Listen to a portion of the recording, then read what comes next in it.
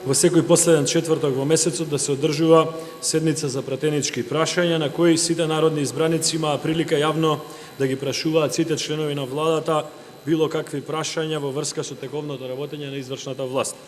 Тоа е должност и обврска на секој пратеник кој има мандат од граѓаните на оваа земја да поставува прашања од јавен интерес, а должност и обврска на секој носител на јавна функција е да ги одговори прашањата пред граѓаните во чиј интерес и за чија сметка работи. Но тоа беше досега. Од денес, благодарение на новите сознанија кои ги добивме во текот на минатата недела, оваа седница која ние и сите членови на парламентот во изминатите 25 години ја нарекувавме седница за пратенички прашања, од денес ќе ја викаме седница за мобинг на парламентот врз владата. Бидејќи дознавме дека јавните седници на кои вршителите на јавни функции имаат должност да одговараат пред јавноста во чиј интерес работат, се вика мобинг.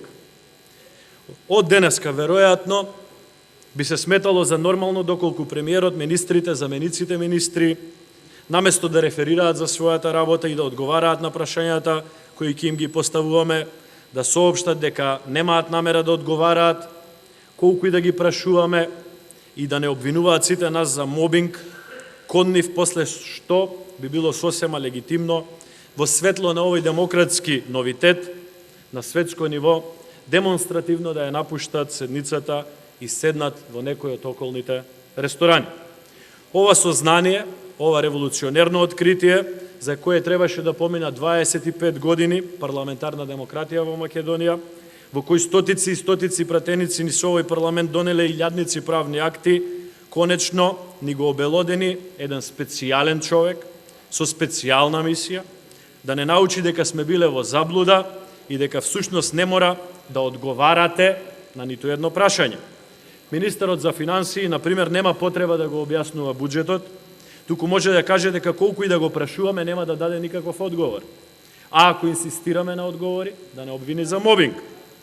Председателот на собранието може да ја одложи седницата и да ја презакаже после еден месец, бидејќи има приватни обврски. А ако се побуни некој од нас пратениците, слободно може да не обвини за мобинг и да ја презакажи за дополнително уште еден месец. За мобинг може да се сметаат и многу прашања на испитите за возачка дозвола или на испитите на факултет. Но, почитувани, во оваа држава мобинг не е само циркусот кој што го прави една специјална институција. Тоа не е мобинг, тоа е циркус. Циркус од кој сите сме дел. И за да ги сватиме новите правила на игра, барам еден час пауза и апелирам никој да не ме праша ништо, бидејќи ќе го обвинам за мобинг. А ако ме прашувате сепак, демонстративно ќе ја напуштам седницата. Благодарам.